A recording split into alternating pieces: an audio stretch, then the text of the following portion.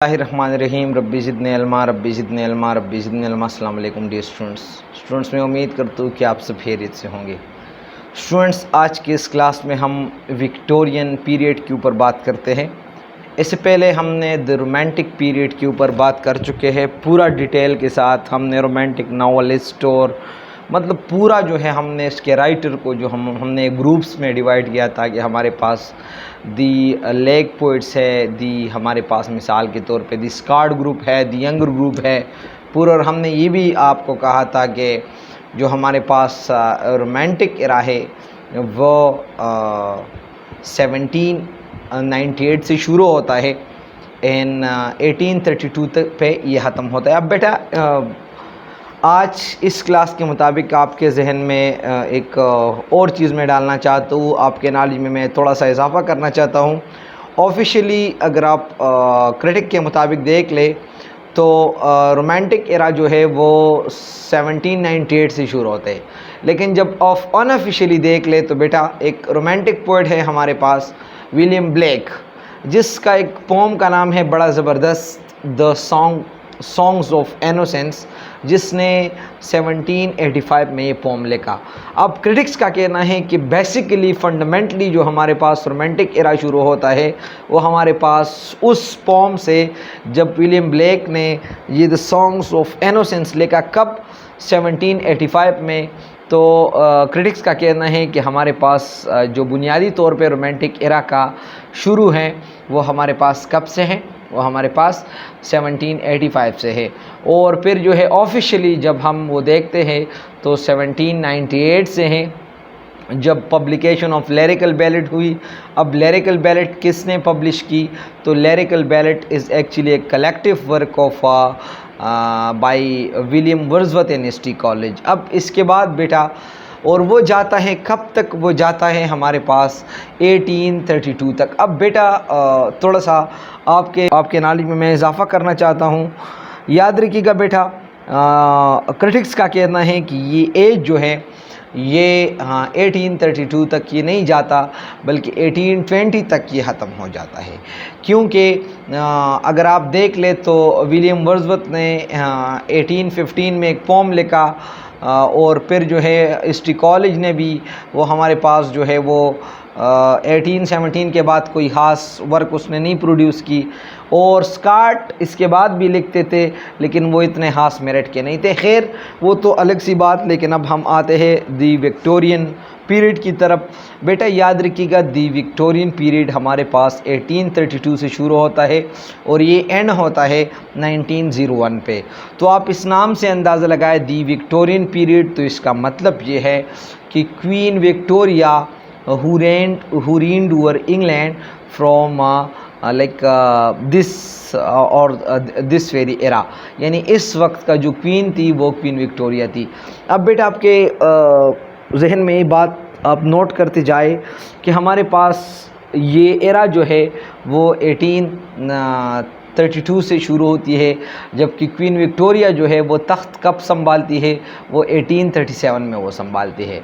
अब 1832 से लेके 1837 तक की जो 5 साल का अरसा था, इसको हम अबूरी हुकूमत, जिस तरह हम आप कहते हैं कि निगरान हुकूमत था, मतलब कोई ख़ास उस वक्त के कोई ख़ास किंग या क्वीन नहीं थी उस वक्त इंग्लैंड में।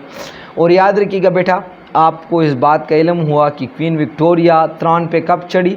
1837 में। तो ऑफिशियली जो हमारे पास विक्टोरियन एरा जो शुरू होता है वो कब शुरू होता है? वो हमारे पास वो इससे वो जब वो तख्त पे चढ़ती हैं तो वो 1837 से शुरू होती है, जबकि विक्टोरियन एरा का जो लिटरेचर है वो 1832 से शुरू होता है। अब देखिए बेटा, ये विक्टोरियन एरा जो है इसको हम मज़ीद 2 में तकसीम करते हैं, ऐसे नहीं कि इसको हम छोड़ते हैं। बेटा पहले जो 12 साल का एरा है 1848 से लेके 1860 तक, इसको हम कहते हैं द एज ऑफ प्री रेफिलिएटिस। अब इसको हम क्यों द एज ऑफ प्री रेफिलिएटिस कहते हैं? क्योंकि उस वक्त के जो राइटर्स है 1848 से लेके 1860 के दरमियान जितने भी राइटर्स थे वो रफ़ील को फॉलो करते थे। अब रफ़ील कौन है? ये एक इटालियन आर्टिस्ट है, उसके मतलब उसके साथ पूरे ग्रुप था और वो इटली में रहे 1483 से लेके 1520 तक। तो वो लोग इनको फॉलो करते थे, ठीक है। और उनको मतलब ये है अपना एक वो मानते थे, गुरु मानते थे, तो उनको फॉलो करते थे।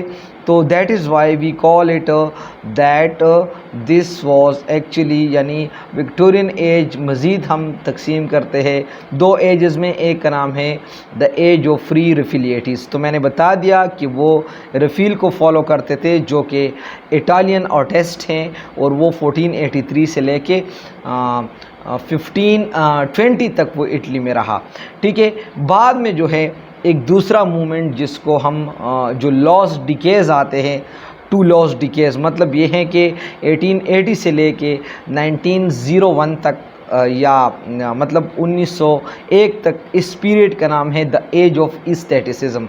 अच्छा बेटा, इस्थेटिक आप लोग शायद जानते होंगे, आपने एक राइटर का नाम मैं आपको बताता हूँ, वॉल्टर पेटर।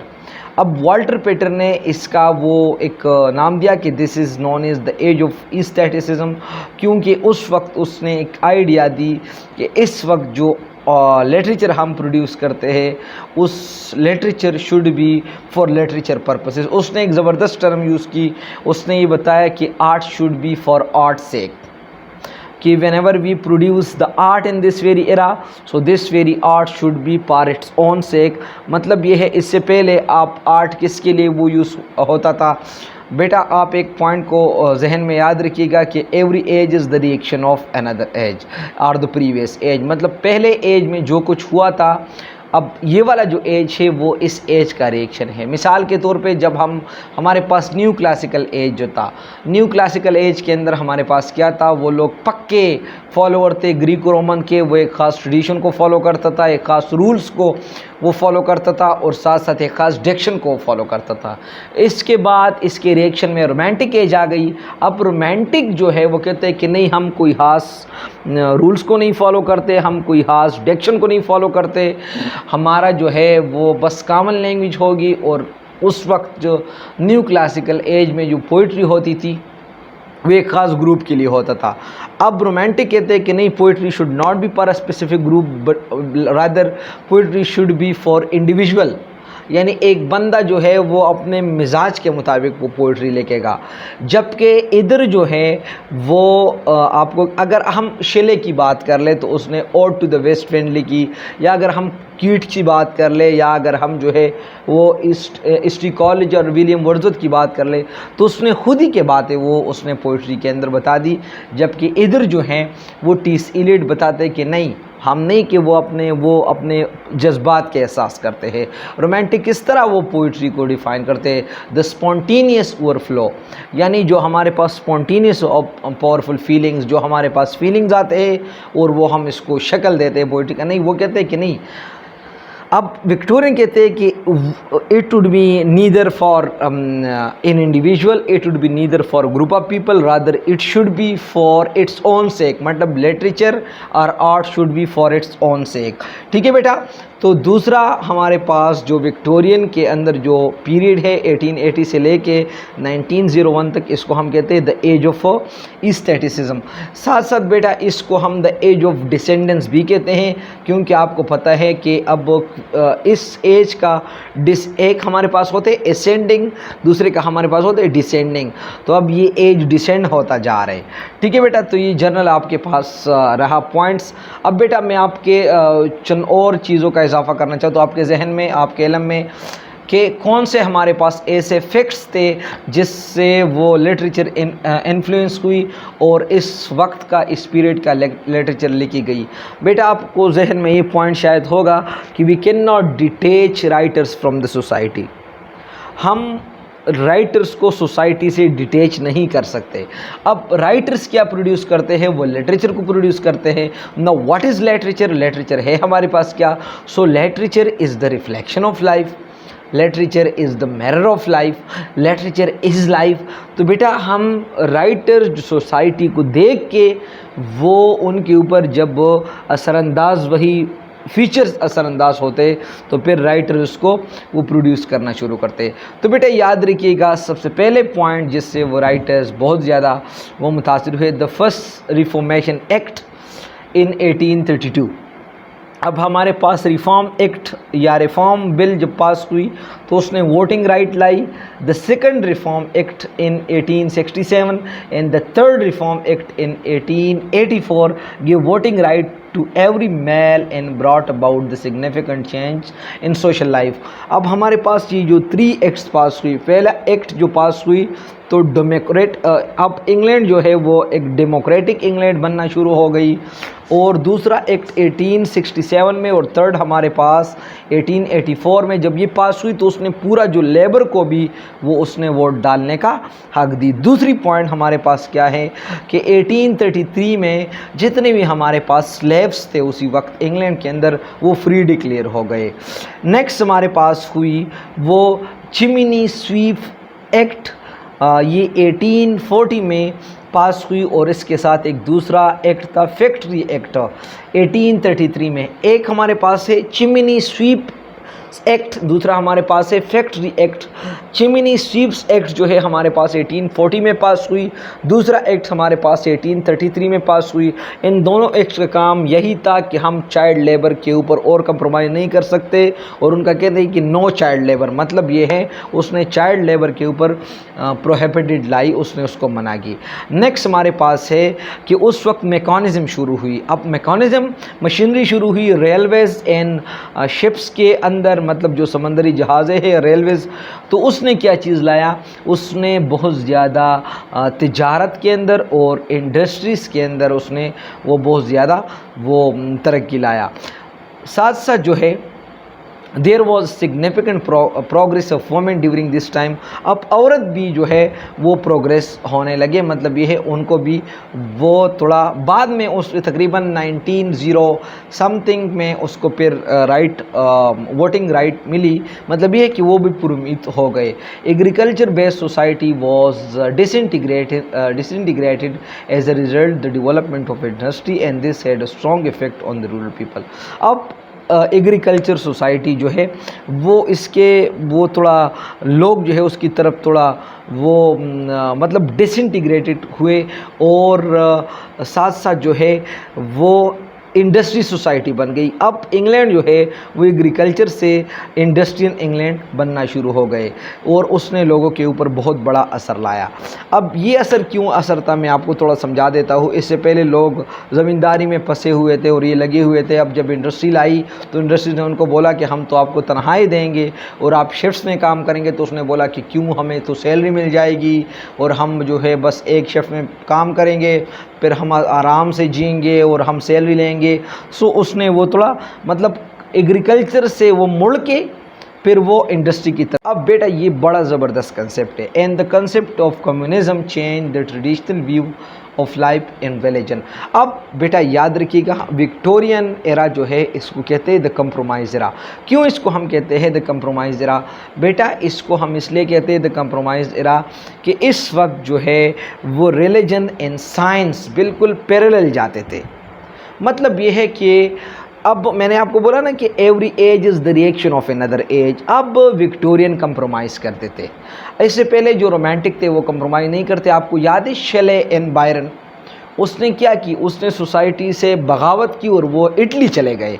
अब ये वाला जो लोग है ना ये कंप्रोमाइज़ बहुत करते थे।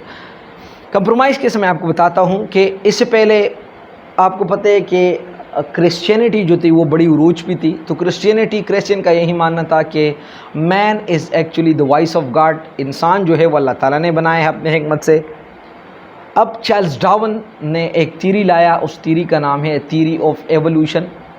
थीरी ऑफ एवोल्यूशन आपको बताते हैं कि इंसान की इर्तिका कैसी हुई। तो उसने इस थीरी थ्रू उसने वो साबित की कि इंसान जो है वो man is not the voice of God, rather man is the refined shape of monkey. कि इंसान जो है अल्लाह ताला की हिम्मत से तो कोई नहीं बनी, बल्कि ये रिफाइंड शेप ऑफ मंकी है। मतलब ये है कि हमारे पास हमारे जो फोर फादर्स थे, हमारे जो एंसेस्टर्स थे वो ह्यूमन बींग्स नहीं हुआ करते थे, बल्कि वो मंकीज़ थे।